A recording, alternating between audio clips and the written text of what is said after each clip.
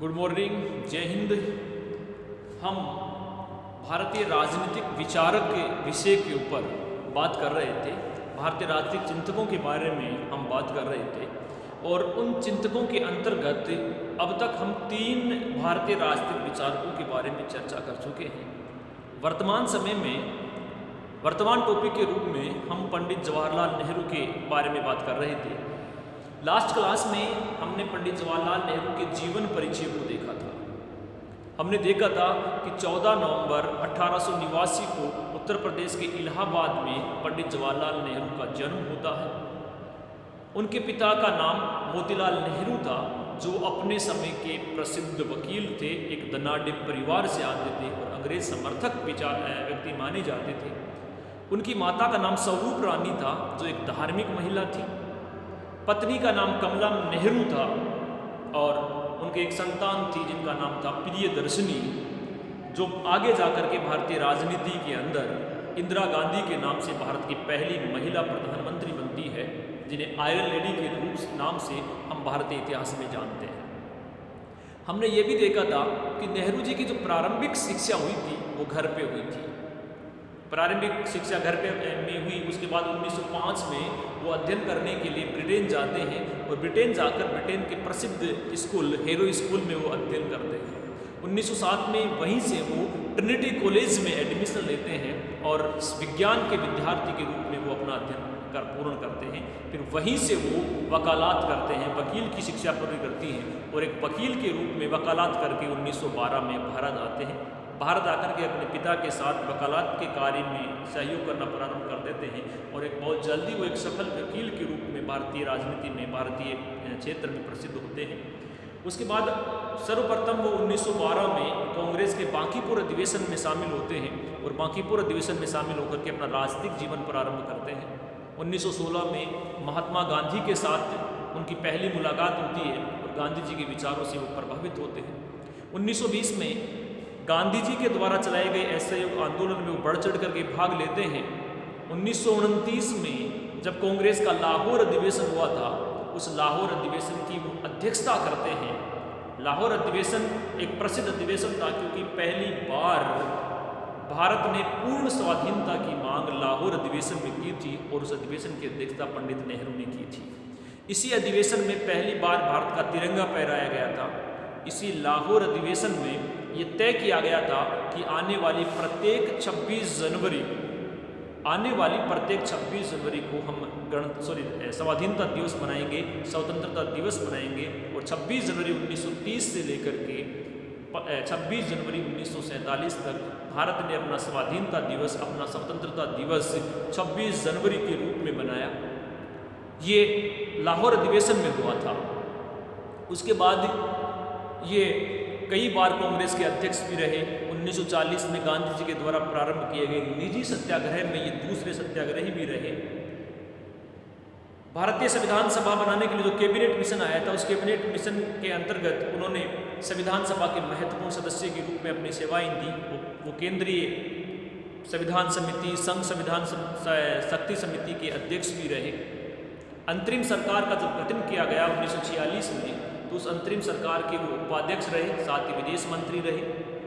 जब 14 और 15 अगस्त 1947 को भारत स्वतंत्र हुआ, तो स्वतंत्रता के समय पहले भाषण के रूप में उन्होंने अपना प्रसिद्ध भाषण दिया था, जिसका नाम था ट्रिस्ट विद डेस्टिनी, यानी भाग्यवधु के साथ चिर प्रतीक्षित भेंट। 1947 से लेकर के 27 मई 1964, जिस दिन उनकी मृत्यु हुई, लगातार 17 साल तक वो भारत के प्रधानमंत्री रहे। प्रधानमंत्री के साथ साथ वो भारत के विदेश मंत्री भी रहे। याद ये भी रखना है कि पहले प्रधानमंत्री नेहरू से लेकर वर्तमान प्रधानमंत्री पंडित जवाहरलाल नेहरू तक जितने भी प्रधानमंत्री हमारे भारत में हुए हैं, उनमें सर्वाधिक कार्यकाल पंडित जवाहरलाल नेहरू का रहा है और वो कार्यकाल रहा है लगभग 17 वर्ष का। इससे अधिक कार्यकाल अभी तक किसी का नहीं रहा है। दूसरे नंबर पर इंदिरा गांधी जी आती है बाद में। 27 मई 1964 को उनकी मृत्यु होती है। भारतीय राजनीति में हमारी भारत की जो विदेश नीति है, उस विदेश नीति के निर्माण में पंडित जवाहरलाल नेहरू का अपना एक महत्वपूर्ण योगदान था। चाहे वो गुणनिरपेक्षता की नीति हो, चाहे वो पंचशील का सिद्धांत हो, चाहे वो शांतिपूर्ण सहअस्तित्व की नीति हो, पंडित जवाहरलाल नेहरू की ही बनाई गई नीतियाँ हैं, जिसे आज भी हमारी भारत सरकार स्वीकार करती है। उन्हीं रास्तों पर आज भी हम चलते हैं। तो ये जीवन के बारे में जो प्रारंभिक बातें थी वो हमने क्लास में देख ली थी। आज हम पंडित जवाहरलाल नेहरू के एक नए विषय के ऊपर बात करने जा रहे हैं और उस विषय का नाम है पंडित जवाहरलाल नेहरू के राष्ट्रवादी विचार। यानी देश के बारे में, भारत के बारे में पंडित जी के क्या विचार थे, किस प्रकार की देश की बातें वो क्या करते थे, वो भारत को क्या बनाना चाहते थे, उनके क्या विचार थे। उन राष्ट्रवादी विचारों में हमारा पहला जो बिंदु आता है वो आता है राष्ट्रवाद के भावनात्मक पक्ष पर। पंडित जवाहरलाल नेहरू ये कहते हैं कि भारत में अनेक जातियां हैं, दुनिया के जितने धर्म हैं उतने धर्म हमारे भारत में हैं, अनेक भाषाएं बोली जाती हैं, हर क्षेत्र की अपनी अलग भाषाएं हैं, अलग अलग रीति रिवाज हैं, यानी अनेकता है, लेकिन इन विविधताओं में भी भारत एक है। तो पंडित जवाहरलाल नेहरू ये कहते हैं कि हमारा भारत तब तक आर्थिक महाशक्ति नहीं बनेगा, तब तक विश्व गुरु नहीं बनेगा, जब तक कि हमारे लोगों के अंदर राष्ट्र के प्रति भावनात्मक महत्व नहीं है, जब तक हम हमारे भारत को दिल से विश्व शक्ति नहीं मानेंगे, जब तक हम भारत को एकता के सूत्र में नहीं पिरोएंगे, जब तक हम भारत के लिए मरने और मारने के लिए तैयार नहीं होंगे, तब तक हमारे भारत का जो राष्ट्रवाद है वो राष्ट्रवाद कभी भी मजबूत नहीं हो सकता। इसलिए पंडित जवाहरलाल नेहरू का ये स्पष्ट, बहुत खुले मन से ये कहते थे कि हमें क्या करना है, भारतीय राष्ट्रवाद के भावनात्मक पक्ष को मजबूत करना है। भावनात्मक पक्ष का मतलब यह है कि हमें सबको एक साथ लेकर के चलना है, मजबूत बनाना है सबको। तो पहला विचार आता था राष्ट्रवाद के भावनात्मक पक्ष को मजबूत करना पंडित जवाहरलाल नेहरू चाहते थे। फिर क्या कहते थे, अतीत, वर्तमान व भविष्य का सुंदर समन्वय। ये बात हमने जब स्वामी विवेकानंद पढ़ा था, उस स्वामी विवेकानंद के समय भी हमने इस बात पे चर्चा की थी, और वही बात अब पंडित जवाहरलाल नेहरू कह रहे हैं। नेहरू क्या कहते हैं कि भारत का जो अतीत था, भारत का जो अतीत है, ये अतीत गौरवशाली था। भारत का अतीत गौरवशाली था। क्यों? क्योंकि अंग्रेज हो चाहे मुस्लिम आक्रांता हो, उनके आने से पहले भारत की एक समृद्ध विरासत रही है।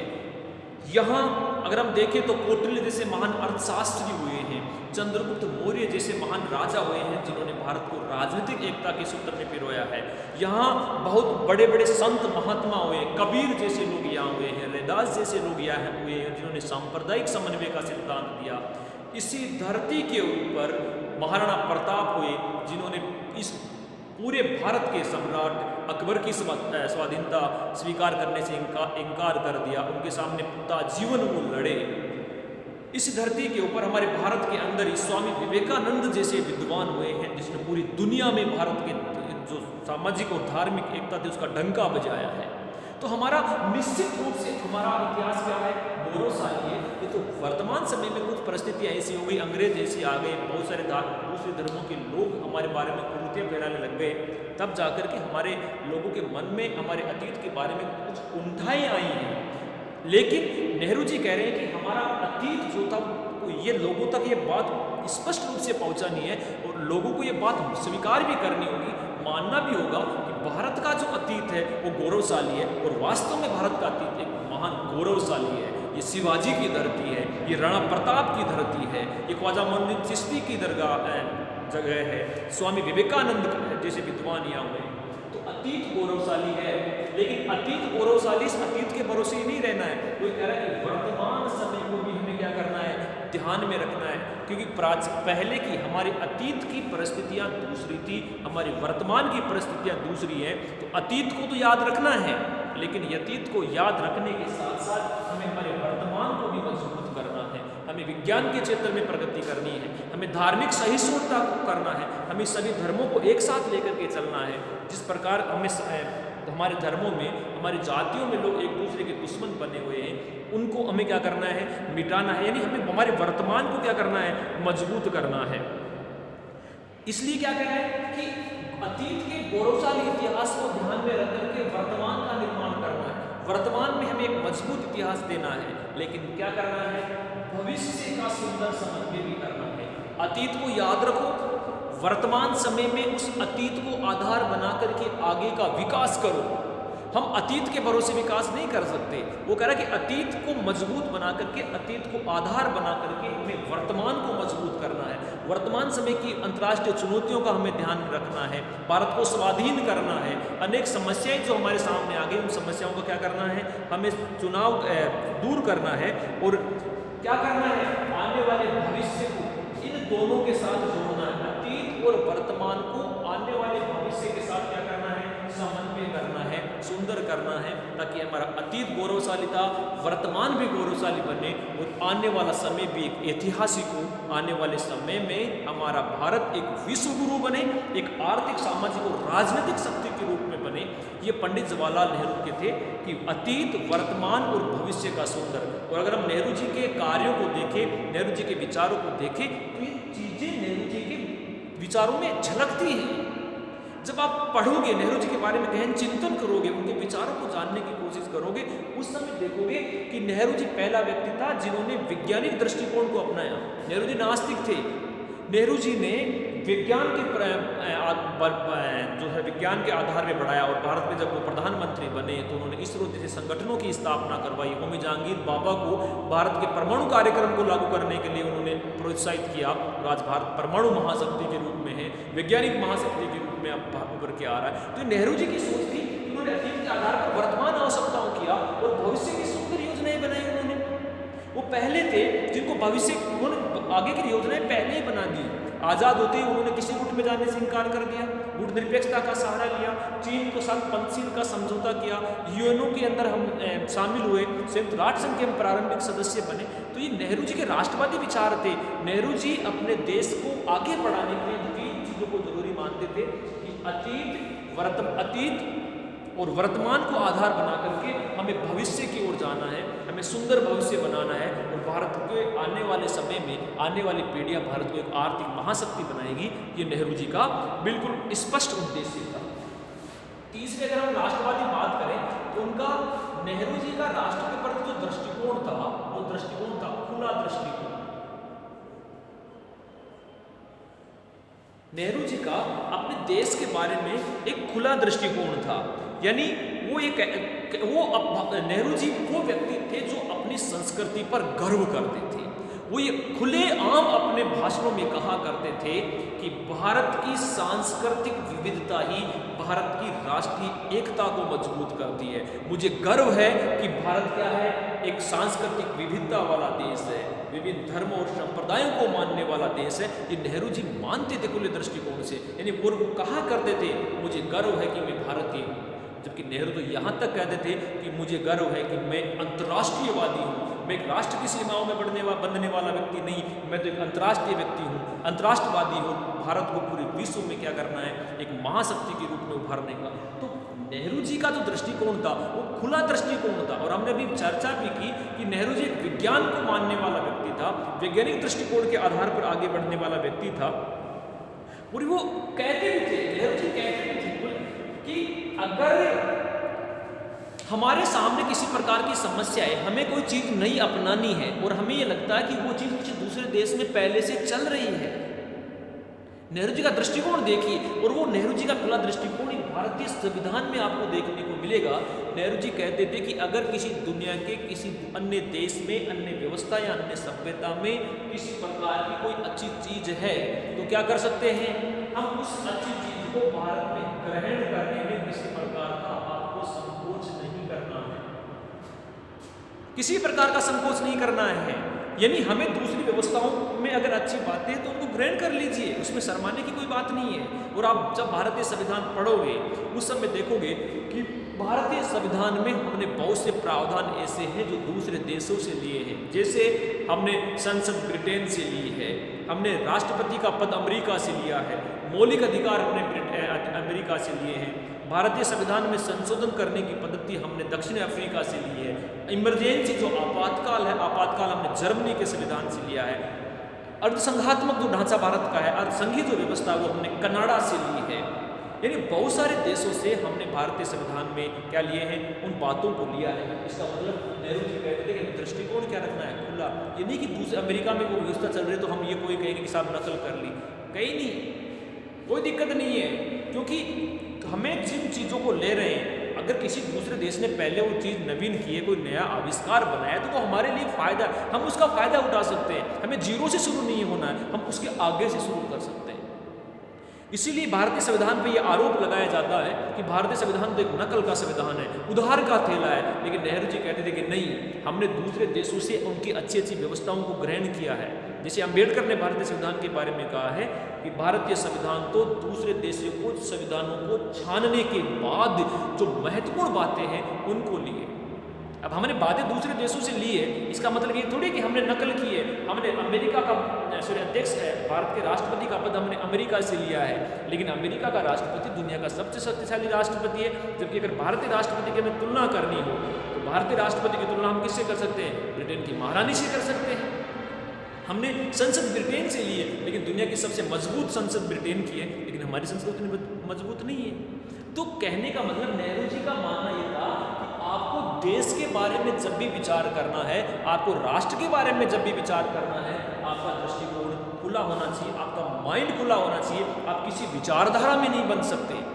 नेहरू साम्यवाद के प्रति, अब आप एक उदाहरण समझिए, आपने पढ़ा भी था 12th क्लास में या अन्य क्लासों में आपने पढ़ा भी है कि जब हम नेहरू के विचारों के बारे में बात करते हैं तो नेहरू तो साम्यवाद के समर्थक थे, नेहरू तो सोवियत संघ के समर्थक थे। लेकिन इसके बावजूद भी जब भारत में हमें किसी व्यवस्था को अपनाने की बात आई कि साम्यवाद को अपनाएं या पूंजीवाद को, तो दुनिया ये सोचती थी कि नेहरू जी साम्यवाद को अपनाएंगे। लेकिन नेहरू तो खुले दृष्टिकोण के महान व्यक्तित्व का धनी था। उसने कहा कि नहीं, मैं ना तो पूरी तरह से पूंजीवाद को अपनाऊंगा, न मैं पूरी तरह से साम्यवाद को अपनाऊंगा, क्योंकि अगर मैंने पूरी तरह साम्यवाद अपना लिया तो भारत का आर्थिक विकास नहीं हो सकता, भारत का परमाणु क्षेत्र में विकास नहीं हो सकता, पूंजीपतियों का विकास नहीं हो सकता, और अगर मैंने पूरी तरह से पूंजीवाद को अपना लिया तो मेरे भारत के गरीबों का विकास नहीं हो सकता, किसान और पशुपालकों का विकास नहीं हो सकता। इसलिए हमने क्या अपनाई, हमने मिश्रित अर्थव्यवस्था को अपनाई। ये मिश्रित अर्थव्यवस्था भारतीय राजनीति में, भारतीय इतिहास में पंडित नेहरू की देन है। और वो कारण क्या था उनका, कि वो देश के बारे में खुले दृष्टिकोण से सोचते थे। किसी विचार, आज के नेताओं की तरह, आज के प्रधानमंत्रियों की तरह, आज के मुख्यमंत्रियों की तरह एक पार्टी से बंधे हुए व्यक्ति नहीं थे। वो कांग्रेस का प्रतिनिधित्व करते थे, लेकिन वो पूरे खुले मन से दूसरे लोगों को भी क्या करते थे, स्वीकार करते थे। हमने पहले भी पढ़ा था कि संविधान सभा में पंडित भीमराव अंबेडकर जी क्या हो जाते हैं, संविधान सभा के चुनाव हार जाते हैं, लेकिन उसके बावजूद भी अंबेडकर को अपने संविधान सभा में शामिल किया। जब भारत आज़ाद हुआ, पहले लोकसभा के चुनाव हुए, पहले लोकसभा के चुनाव में डॉक्टर भीमराव अंबेडकर चुनाव हार जाते हैं। उनके चुनाव हारने के बावजूद भी नेहरू जी के दृष्टिकोण देखिए, उनकी महानता, उनके खुले दृष्टिकोण को देखिए कि डॉक्टर अंबेडकर जब चुनाव हार जाते हैं, उसके बावजूद भी डॉक्टर अंबेडकर को नेहरू जी की ओर से महाराष्ट्र से क्या करवाया गया, राज्यसभा में मनोनीत करवाया गया, राज्यसभा राष्ट्रपति के द्वारा। तो ये कह रहे कि हमें जब राष्ट्र के बारे में सोचना है, जब हमें देश के बारे में सोचना है, उस समय ना तो हम अपने व्यक्तिगत विचारों को उसमें शामिल कर सकते हैं, न अपने पार्टी के विचारों को शामिल कर सकते हैं, और न ही हम किसी प्रकार के विचारों को। राष्ट्रहित पहला है, देश के बारे में तो हमें खुले रूप से सोचना होगा। तो पंडित जवाहरलाल नेहरू के जो देश के प्रति विचार थे, उनके खुला दृष्टिकोण था। अगला क्या था, भारत के स्वर्णिम भविष्य की आशा। भारत के स्वर्णिम भविष्य की आशा,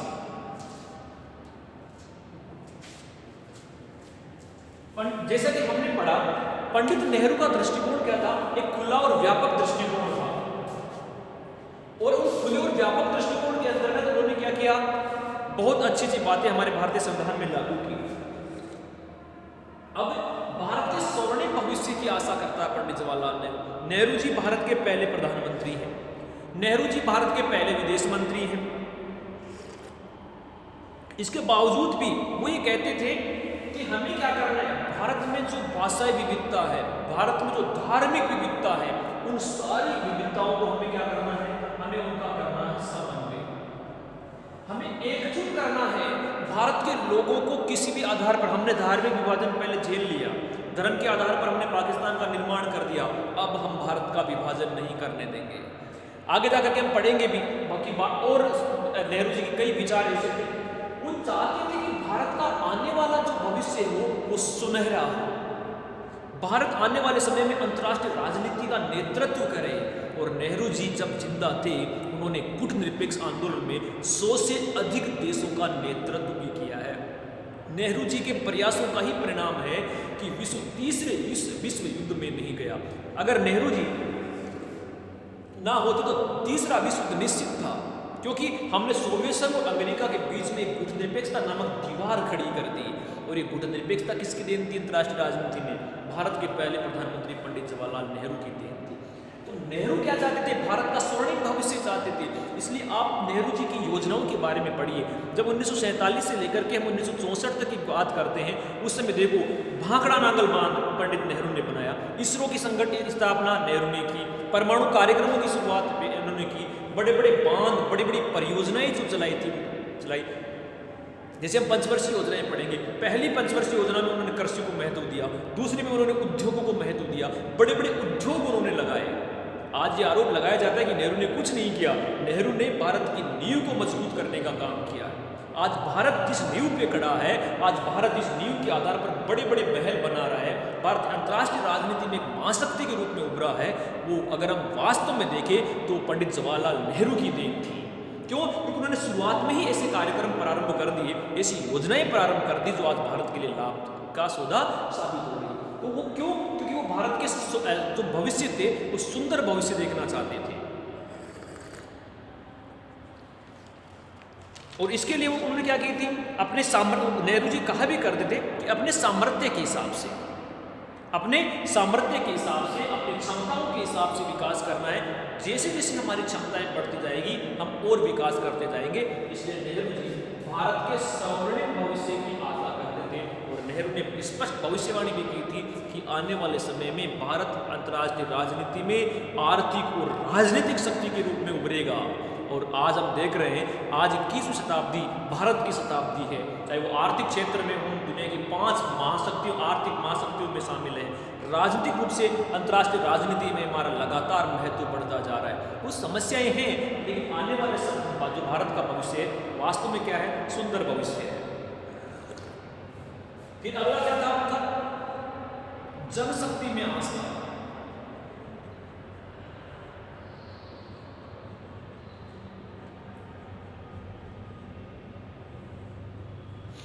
पंडित जवाहरलाल नेहरू जमीन से जुड़े हुए नेता थे। वो एक ऐसे प्रधानमंत्री थे जो जनता में अत्यधिक लोकप्रिय रहे। जन कल्याणकारी योजनाएं उन्होंने चलाई देश का विकास करने की। और नेहरू जी कहा करते थे कि जब तक भारत की जनता भारत के विकास में योगदान देने के लिए तैयार नहीं होगी, जब तक चाहे आप आर्थिक और राजनीतिक कितने ही प्रयास कर लीजिए नहीं हो सकती। इसलिए वो कहते थे कि सबसे पहले हमें क्या करना है? सर्वप्रथम हमें जनता को जागृत करना है, जनता में भावनात्मक राष्ट्रवाद को फैलाना है, देशभक्ति की भावना जगानी है, देश के विकास के लिए उनको आगे लाना है।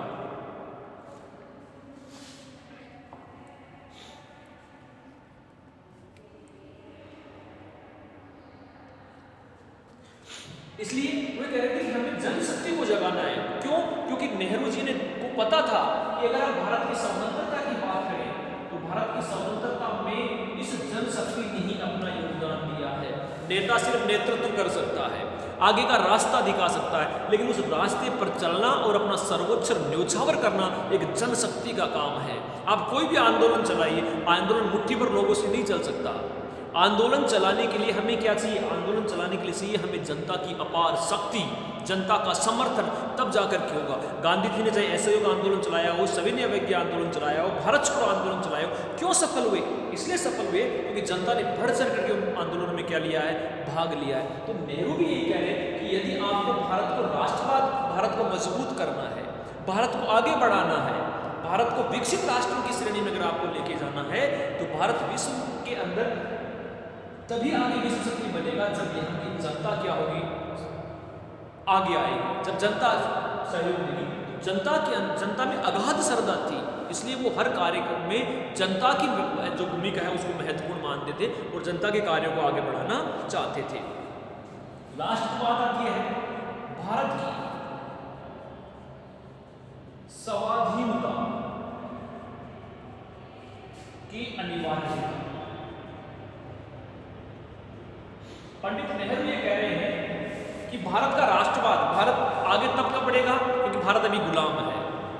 हमें भारत को क्या करवाना है? स्वतंत्र करवाना है। वो ये कह रहे हैं कि भारत की स्वाधीनता, भारत की स्वाधीनता अनिवार्य है। हमें आज़ादी चाहिए, हम आज़ादी के लिए कुछ भी करने के तैयार हैं। अब आप सोचिए, जब भारत स्वाधीन नहीं हुआ, स्वतंत्र नहीं हुआ, उससे पहले ही पंडित जवाहरलाल नेहरू संयुक्त संघ में जाकर के भारत की स्वतंत्रता का समर्थन करते हैं।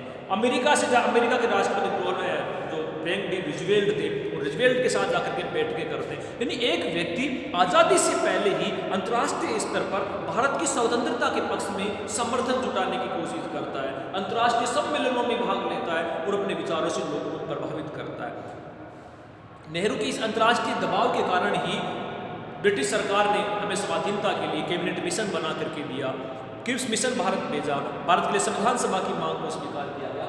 तो ये कहते हैं भारत की स्वाधीनता, भारत की स्वतंत्रता अनिवार्य है। वो ये कहते थे कि भारत की स्वाधीनता सिर्फ भारत के लिए महत्वपूर्ण नहीं है, ये अंतर्राष्ट्रीय राजनीति के लिए भी महत्वपूर्ण है। क्योंकि अगर भारत स्वतंत्र होता है तो अंतर्राष्ट्रीय स्तर पर हर क्षेत्र में भारत का योगदान बढ़ेगा। भारत दुनिया के सर्वाधिक जनसंख्या वाले राष्ट्रों में से आता है, भारत कृषि प्रधान देश है। अगर इसका विकास होता तो अंतर्राष्ट्रीय राजनीति में बहुत सारे जो देश हैं उनका भी बदलाव होगा। इसलिए नेहरू ये कहते थे कि किसी भी तरह से हमें चाहे कुछ भी समर्पण करना पड़े, कुछ भी न्योछावर करना पड़े, हमें क्या करना है? हमें भारत को स्वतंत्र करवाना है, भारत को आज़ाद करवाना है। इसलिए भारत की स्वाधीनता में वो कहते भी थे नेहरू जी, यदि किसी व्यक्ति को अपने देश को स्वतंत्र कराते हुए अगर अपने प्राण भी न्योछावर करे, अगर अपने प्राणों से भी हाथ धोना पड़े, तो इससे बड़ा सौभाग्य व्यक्ति के लिए दूसरा नहीं हो सकता। यानी इससे बड़ा सौभाग्य नहीं हो सकता कि आप अपने देश के लिए क्या कर रहे हैं? जान दे रहे हैं, शहीद कहला रहे हैं। नेहरू जी कहते हैं कि मृत्यु सभी की आती है, मरना सभी को है, लेकिन देश के लिए मरना एक बहुत बड़ी उपलब्धि है। देश के लिए हर कोई व्यक्ति नहीं मर सकता। इसलिए कह रहा है कि भारत की स्वाधीनता अनिवार्य है, भारत को हमें स्वतंत्र करवाना है और इस भारत को स्वतंत्र करवाने के लिए यदि हमें किसी भी प्रकार का बलिदान देना पड़े या कुछ भी करना पड़े, हम उसको करने के लिए तैयार हैं। और नेहरू जी ने भी अपने जीवन काल में 1947 तक भारत को स्वाधीन करवाने के लिए अपना तन मन और धन सब अर्पित किया। अपनी सारी संपत्ति उन्होंने भारत के स्वाधीनता आंदोलन में समर्पित कर दी। अपने वैभवशाली जीवन को छोड़ करके वो स्वाधीनता आंदोलन में योगदान दे रहे थे। खादी के कुर्ते कपड़े पहना करते थे, गांधी टोपी पहना करते थे। बल्कि नेहरू तो बहुत बड़ा रईस था, बहुत बड़ा अमीर था, लेकिन उन्होंने कहा कि आज़ादी से बड़ा कुछ नहीं है, आज़ादी से बड़ा सपना कुछ नहीं है। और आज़ादी के लिए अगर जान देनी पड़े, अगर मेरी जान अगर आज़ादी के लिए जाती है तो इससे बड़ा मेरा सौभाग्य कुछ नहीं था। तो ये पंडित जवाहरलाल नेहरू के राष्ट्रवादी विचार थे। 6 बातें हमने पढ़ी हैं। पहला, राष्ट्रवाद के भावनात्मक पक्ष को मजबूत करना है, लोगों के मन में देशभक्ति का जज्बा जगाना है, अतीत, वर्तमान और भविष्य को तीनों को क्या करना है? मिलाना है, अतीत की बातों को याद रखना है, वर्तमान में जोड़ना और भविष्य तक उसको पहुंचाना है। खुला दृष्टिकोण था, अगर अच्छी बातें किसी से ग्रहण करनी पड़ रही है, ग्रहण कर लीजिए, शर्माने की कोई बात नहीं है। आप पढ़ रहे हैं, आपको किसी दूसरे अगर समझ में आ रहे हैं, उससे समझिए ना। आप एक बुक से समझ में नहीं आ रही, दूसरे बुक से आ रही, दूसरे नोट से समझ में आ रहे, लीजिए ना। शर्माने की कहाँ बात है? हमें अपना शैक्षिक विकास करना है और हमें शैक्षिक विकास करने में अगर किसी भी प्रकार का दूसरे व्यक्ति या दूसरी संस्थाओं का सहयोग भी लेना पड़े तो ये कोई शर्मिंदगी वाली बात नहीं है। ये हमारा विकास है और हम विकास के लिए क्या करना है? आपको पूरा दृष्टिकोण अपनाना है। भारत के सुंदर भविष्य का सपना देखते थे और वो कहते थे कि आने वाले समय में भारत विश्व का नेतृत्व करेगा, विश्व महाशक्ति के रूप में उभरेगा। जनशक्ति यानी लोगों की शक्ति में अगाध आस्था थी उनकी। उन्हें ये निश्चित रूप से पता था कि आने वाले समय में भारत महाशक्ति तभी बनेगा जब जनता का सहयोग लिया जाएगा, और जनता के सहयोग के बिना भारत को स्वाधीनता और भारत विश्व गुरु नहीं बन सकता। इसके अतिरिक्त भारत की स्वाधीनता, वो ये कहते थे कि ये सब काम कब होगा? जब भारत स्वाधीन होगा। इसलिए भारत की स्वाधीनता अनिवार्य है और स्वाधीनता के लिए यदि प्राण भी न्योछावर करने पड़े तो इससे बड़ा सौभाग्य कोई भी नहीं हो सकता कि आप अपने देश के लिए अपने प्राण न्योछावर कर रहे हैं। तो ये नेहरू के राष्ट्रवादी विचार थे, देश के बारे में उनके विचार थे। इसके बाद अब जब हम अगला टॉपिक शुरू करेंगे उसमें हम नेहरू जी के अंतर्राष्ट्रीय विचारों के बारे में, अगली क्लास हमारे नेहरू के अंतर्राष्ट्रीय विचारों पे होगी। नेहरू राष्ट्रवादी की अपेक्षा एक अंतर्राष्ट्रीयवादी ज़्यादा हैं। अंतर्राष्ट्रीय स्तर पर उन्होंने बहुत अच्छी अच्छी बातें की हैं, पंचशील का सिद्धांत दिया है, गुटनिरपेक्षता दी, उनके बारे में हम आगे जा कल नेक्स्ट वीडियो में चर्चा करेंगे। अब तक जिन्होंने भी हमारी क्लास को सब्सक्राइब नहीं किया है वो सब्सक्राइब कर दीजिए, ताकि जैसे ही हमारी अगली क्लास आए वो आप तक तुरंत प्रभाव से पहुँच जाए। तो कल फिर हम एक नए विषय के साथ, एक नए टॉपिक के साथ उपस्थित होंगे। तब तक के लिए धन्यवाद।